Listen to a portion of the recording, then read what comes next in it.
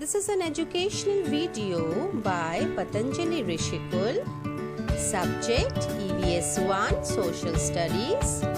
Chapter Our Rights and Duties, Class 5. Good morning, children. We have already started the chapter Our Rights and Duties. In this chapter, I have told you about the Constitution of India, which was framed on 26th November 1949 and it came into effect on 26th January 1950. The Constitution lays down the structures, procedures and powers of the government. The Constitution of India was drafted and passed by the Constituent Assembly. The fundamental rights. This also I have told you. The Constitution provides citizens of India with 7 fundamental rights. Those are, let's have a quick recap of the fundamental rights. Right to equality, right to freedom, cultural and educational rights, right to freedom of religion, right against exploitation, right to constitutional remedies, right to education. Now, today we'll be learning about the fundamental duties. The fundamental duties are defined as the moral obligations of all citizens to help promote a spirit of patriotism and to uphold the unity of India. India is a multiracial and multi-religion country.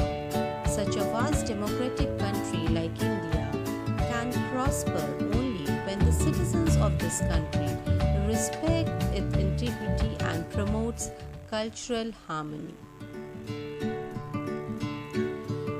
Here are the fundamental duties that a citizen should follow: to abide by the Constitution and respect the ideals and institutions, to respect the national flag and the national anthem, to realize and follow the essential ideas of secularism, democracy and non-violence, to preserve the culture and heritage, to protect the sovereignty, unity and integrity of the nation, to safeguard the public property, to defend the country even at the cost of our life, to protect natural resources, to avoid dowry, gambling and other social evils, to strive towards excellence in the respective spheres of activities of the individual. Now let's come and study about the directive principles of state policy in the Constitution of India. The definition is, the directive principles of state policy are guidelines to the central and state governments of India to be kept in mind while framing laws and policies. These are the principles laid down therein are considered fundamental in the governance of country, making it the duty of the state to apply these principles in making laws to establish a just society in the country. The directive principles of state policies are ideals which are meant to be kept in mind by the state when it formulates policies and enact laws. There are various definitions to directive principles of state which are given below. They are an instrument of instructions which are enumerated in the Government of India Act 1935. They seek to establish economic and social democracy in the country. DPSPs are the ideal which are not legally enforceable by the court for their violation. The directive principles constitute a very comprehensive social, economic and political program for a modern and welfare state. These principles emphasizes that the state shall try to promote welfare of people by providing them basic facilities like shelter, food and clothing.